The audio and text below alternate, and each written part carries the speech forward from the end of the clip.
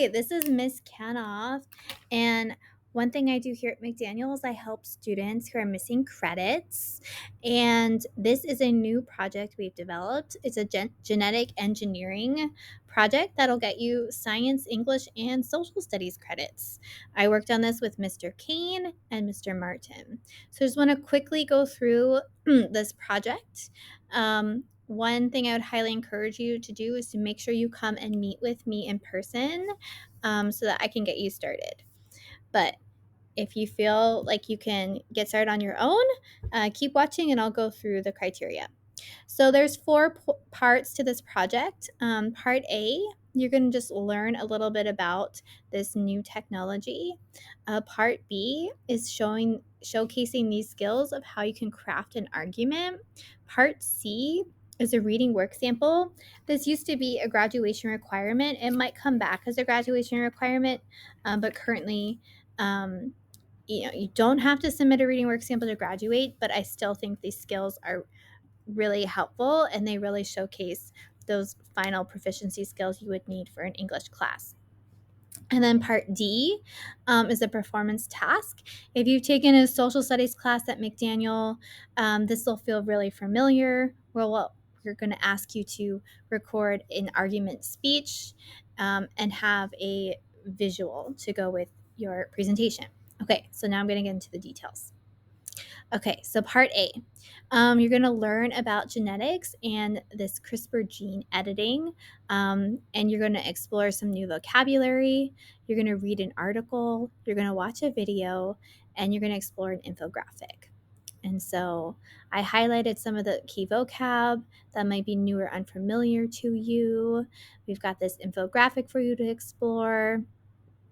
And then this is the check for understanding. I'm going to be looking that you can tell me what is the basic structure and function of DNA using those resources. And also, how does CRISPR technology work? And so I'll be checking this.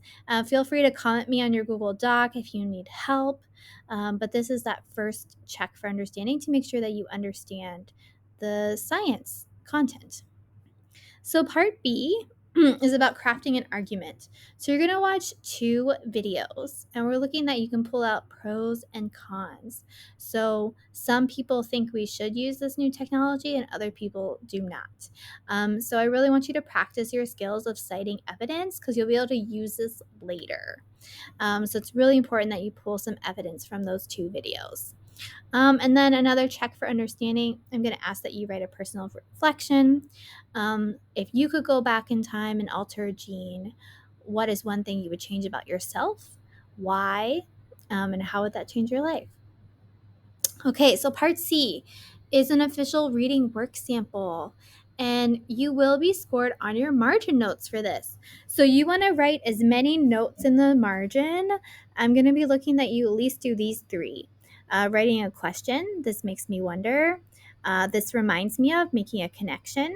And then analyzing the author's writings, right? The author wrote this to make me think or feel. So you're going to read this article and do those margin notes. You can highlight pieces of evidence that you want to use.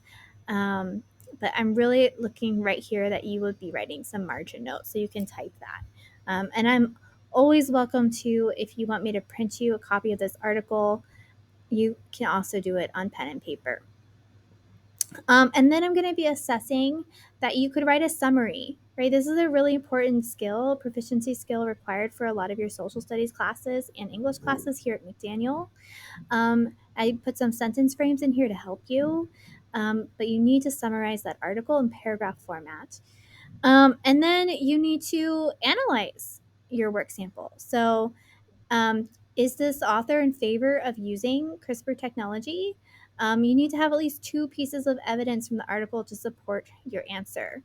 And that needs to be in piece paragraph format. And if you need a resource for piece paragraph format, I linked a poster that is often in many of your classes. All right, now the last part. This is where you're going to do your presentation, speech, and visual. So this is their performance task. I want you to imagine that you've been invited to present your research at a science summit at Stanford University. Many elected officials will be there, leading genetic scientists.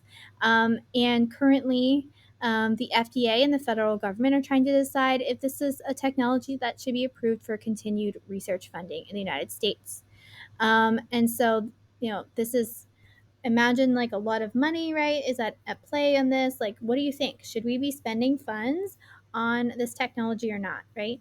Do you think the United States should use this technology to edit genes in people, plants, or animals, right? There's no right or wrong answer on this because this is your thoughts. You could argue for or against this technology. Again, there's no right or wrong answer. It's whatever you want to argue. So you can go back and pull all the evidence that you used previously in this unit. But I also linked a few more additional resources to help you if you didn't get quite to those 3 pieces of evidence. And I'm not going to be assessing your written speech. I'm going to be assessing your verbal speech. But I did put some sentence frames in here to help you. I know for me, whenever I'm presenting a speech, I need to always write it first. But what I am going to be recording is that you record it on Flipgrid. Flipgrid's really easy to use. I'm fine if your face is not in the video. If that stresses you out, it could be just your voice. You can also make an appointment with me to present it, but I will record it on Flipgrid then, just so that I have the record, the proof that you met proficiency, right? So this Flipgrid is my proof that you have met those really important standards, and so that I can sign off on your grade. And then the last thing that you need to do is to create a visual that goes with your speech. So if you're, imagine you're at this summit, most people are going to have a poster or a slide or a handout or something, a social media campaign, something. So Canva is this really great tool that Portland Public Schools pays for. Many of your teachers are starting to use this. So if you haven't used it yet, it might be coming. So it's good to learn how. You can access it through your my.pps.net. And there are so many tools built into that to really help you make a great visual. If you need help, just make an appointment with me. And I'm going to be looking that your visual supports the points in your speech. And so you can put a link or paste it here. And then you're done. Then I will award your credit. I'll score you according to a rubric, and we can sit down and talk about that. But if you do all the assignments in here, you will earn your credit. And then the rubric will have more details on what I'm looking for that A, that B, or that C. All right, and reach out with questions. My email is kcanoff@pps.net. My office is room 288 here at McDaniel, but I'm not often in here. So the best way to contact me is by email, and I'm working to get a Google Voice set up so that you can also text. All right, again, reach out with questions. Happy to help you.